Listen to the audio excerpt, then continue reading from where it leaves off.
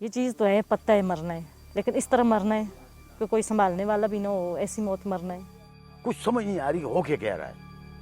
ये वाकई ये कैफियत हर आदमी के ज़हन में आ रही है इस वक्त कि कुछ समझ नहीं आ रही। अभी शोर होता है, छोटे बच्चे कहते हैं मम्मा कमरे में नहीं सोना, मोर्चे में सोना है, हमने मोर्चे में रहना है।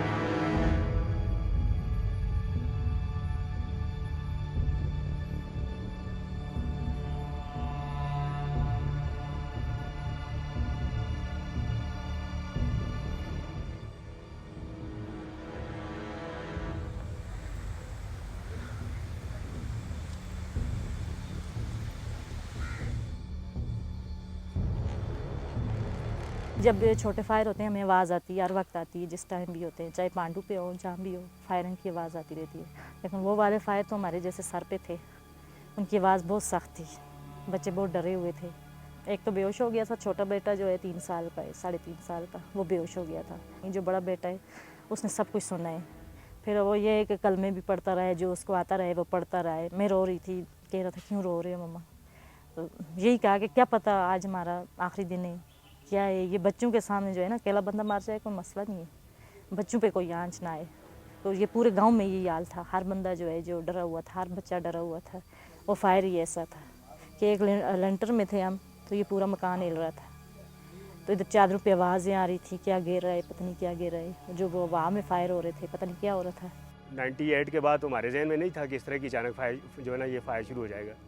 हमारे जहन में ये था कि अब अमन है, चूँकि बस सर्वर से ट्रेड हो रही है यहाँ पे, तो ये कभी सोचा भी नहीं था हमने कि इस तरह की जो है ना ये फायरिंग अचानक जो है ना हमारे इस इलाके पे जो है ना वो हिंदुस्तानी आर्मी जो है ना फायर करेगी।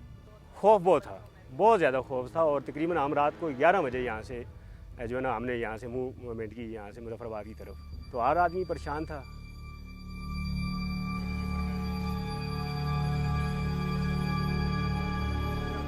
अब कहाँ जाएंगे, कहीं भी नहीं जा सकते ना, अब कहीं भी नहीं जा सकते, स्वाय तकलीफ बर्दाश्त करने के क्या करेंगे वो। अब हमारे पास और कोई रास्ता, कोई ऐसा तरीक़ाकार नहीं है ना स्वाय ये तकलीफ बर्दाश्त करने के ना। अब यकीनन लोग ज़ख्मी होंगे, परेशान होंगे, कोई मरेंगे।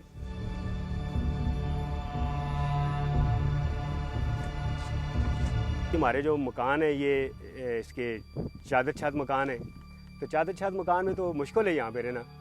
अक्सरियत के साथ हमारे जो लोग हैं इस तरह की मकान में रहते हैं, तो वो सेफ्टी नहीं है उनके लिए। तो उन्होंने कहाँ जाना है, खुद ब खुद भी तो ज़मीन तो जगह नहीं देती है कि आप अंदर हमारे अंदर आ जाएं तो आपको हम जगह देंगे। तो उस वजह से जो है ना वो डर और खौफ की वजह से जो है ना वो लोग जो है ना यहाँ से तकरीबन जो है ना हमारे गाँव से निकल गए थे।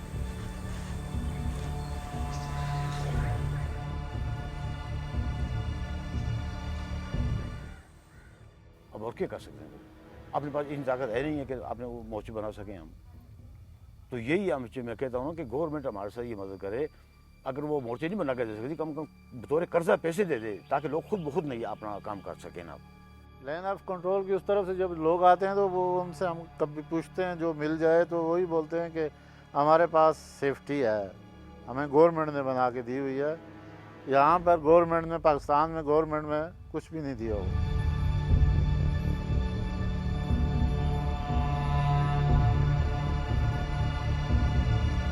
ये कि बस जब शोर होता है वो बच्चों को स्कूल ही नहीं बुलाते, कहते हैं छोटे बच्चे हैं, जबकि उनकी पढ़ाई का भी नुकसान हो रहा है। हमारे इधर ज़ाहिर स्कूल में भी कोई मोर्चा नहीं है, कोई हिफाजती इक़दाम नहीं है यहाँ पे।